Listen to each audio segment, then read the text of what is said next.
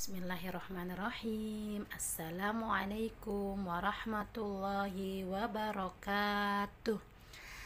Selamat pagi kakak, berjumpa lagi dengan ibu dalam pelajaran SKI. Untuk pembelajaran hari ini kita akan belajar tentang Wali Songo, yaitu Sunan Ampel atau Raden Rahmat. Silsilah Sunan Ampel. Nama asli Sunan Ampel adalah Said Ali Rahmatullah atau Raden Rahmat. Nama Ampel atau Ampel Denta itu dinisbatkan kepada tempat tinggalnya di Surabaya.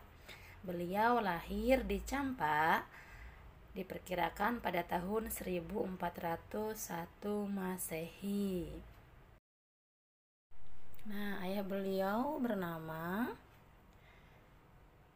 Syekh Ibrahim As-Samarkandi dan kakeknya bernama Syekh Jamaluddin Jumadil Kubro, yang pada saat itu adalah ulama besar dari Samarkand, kota di Uzbekistan, Asia Tengah. Awal mulanya Syekh Ibrahim diperintahkan oleh ayahnya untuk berdakwah ke negara-negara Asia. Perintah ini dilaksanakan, kemudian beliau dijodohkan dengan putri Raja Campa yang bernama Dewi Chandrawulan. Negeri Campa menurut sebagian ahli sejarah terletak di Muang Thai. Dari perkawinannya dengan Dewi Chandrawulan, Ibrahim melahirkan dua putra. Yang pertama bernama Raden Rahmat atau yang dikenal dengan Sayyid Ali Rahmatullah Sunan Ampel, dan Raden Santri atau Sayyid Ali Murtado. Konon pada mulanya di Rusia Selatan ada sebuah daerah yang disebut Bukhara. Ini terletak di Samarkand. Sejak dahulu, daerah Samarkand dikenal sebagai daerah Islam yang melahirkan ulama-ulama besar.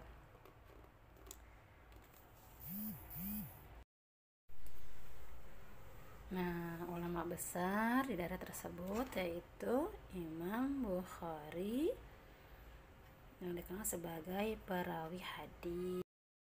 Dewi Chandrawulan adalah ibunda dari Sunan Ampel. Beliau mempunyai adik bernama Dewi Dwarawati. Dewi Dwarawati ini adalah merupakan istri dari Prabu Brawijaya. Maka dengan demikian Raden Rahmat merupakan keponakan Raja Majapahit. Beliau tergolong putra bangsawan atau pangeran kerajaan. Di kerajaan Campak, Sunan Ampel terkenal sebagai orang yang berilmu tinggi dan sangat terpelajar. Beliau dikenal memiliki ilmu agama Islam yang mendalam dan dikenal sebagai sosok yang berakhlak mulia, suka menolong, dan mempunyai kepedulian sosial yang tinggi terhadap masalah-masalah yang muncul di masyarakat. Kealiman dan kecerdasan Raden Rahmat terkenal hingga ke kerajaan Majapahit. Perjuangan Sunan Ampel dalam menyebarkan agama Islam di Indonesia.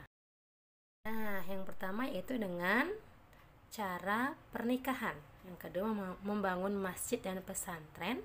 Dan yang ketiga dakwah dengan cara lemah lembut. Ini adalah 3 strategi Sunan Ampel dalam menyebarkan agama Islam. Yang pertama, berdakwah melalui jalur pernikahan. Raden Rahmat berdakwah menyebarkan ajaran agama Islam dengan cara sebagaimana yang telah dicontohkan oleh Nabi Muhammad SAW, yakni menjalin hubungan kekerabatan melalui perkawinan para penyebar Islam dengan putri-putri para penguasa. Raden Rahmat ini menikah dengan Nyai Ageng Manila, putri penguasa Tuban, kemudian menikahkan anaknya dan kerabatnya untuk menyebarkan agama Islam. Pernikahan merupakan salah satu strategi dalam menyebarkan agama Islam untuk menjalin ikatan kekeluargaan yang kuat dan halal. Oleh karena itu, Sunan Ampel memilih dengan cara jalur pernikahan. Yang selanjutnya yaitu membangun masjid dan pesantren. Beliau mendidik putra bangsawan dan Pangeran Majapahit serta siapa saja yang mau datang berguru kepada beliau. Nah, di tempat ini beliau mengajar dan menggembleng para santri untuk belajar agama Islam yang bersumber dari Al-Quran dan hadis. Namun bukan hanya itu saja, beliau juga mengajarkan ilmu syariat, ilmu tarekat, ilmu hakikat, dan ilmu tasawuf. Nah, dengan mengajarkan ilmu tasawuf ini, Raden Rahmat saat itu dianggap sederajat dengan para guru suci. Oleh karena itu, beliau diberi gelar kehormatan, yaitu Susuhunan, yang memiliki dua makna yang saling menguatkan satu sama lain. Pertama, sebutan Susuhunan karena Raden Rahmat kedudukannya sebagai Raja atau Bupati Surabaya yang bermukim di Ampel. Kedua, sebutan Susuhunan karena kedudukannya sebagai guru suci di Dukuh Ampel. Nah, yang selanjutnya beliau mengajarkan budi pekerti luhur sebagaimana yang dicontohkan Nabi Muhammad SAW dalam berdakwah. Hasil didikan budi pekerti beliau yang terkenal adalah falsafah molimo, yang artinya tidak mau melakukan 5 hal yang tercela. Yang pertama, moh main, artinya tidak main judi. Moh ngombe, tidak mabuk-mabukan. Moh maling, tidak mencuri. Moh madat, tidak mengisap candu atau ganja.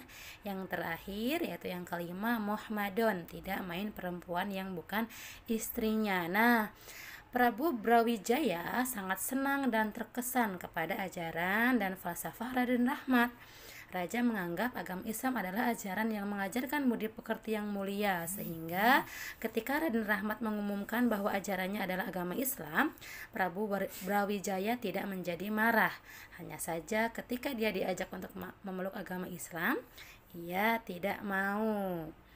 Raden Rahmat diperbolehkan menyiarkan agama Islam di wilayah Surabaya, bahkan di seluruh Majapahit, dengan catatan bahwa rakyat tidak boleh dipaksa. Raden Rahmat memberi penjelasan bahwa tidak ada paksaan dalam beragama. Masyarakat mendengarkan perkataan tersebut dengan senang. Pada akhirnya, banyak di antara mereka yang menerima ajaran Islam dan memeluk agama Islam. Nah, kisah teladan perjuangan Sunan Ampel yaitu sebagai pencetus dan perencana lahirnya kerajaan Islam dengan rajanya yang pertama bernama Raden Patah, murid dan menantunya sendiri. Beliau juga mendirikan Masjid Agung Demak pada tahun 1477 Masehi. Dan beliau juga orang yang pertama kali menciptakan huruf pegon atau tulisan Arab yang berbunyi dengan bahasa Jawa. Nah, dengan huruf pegon ini beliau dapat menyampaikan ajaran-ajaran Islam kepada para muridnya. Hingga sekarang huruf pegon tetap dipakai sebagai bahan pelajaran agama Islam di lingkungan pesantren ya. Biasanya digunakan untuk memaknai atau mengartikan kitab kuning menggunakan huruf pegon dalam bahasa Jawa. Nah, beliau Sunan Ampel wafat pada tahun 1478 Masehi. Pembelajaran dari Ibu. Wassalamualaikum warahmatullahi wabarakatuh. Terima kasih.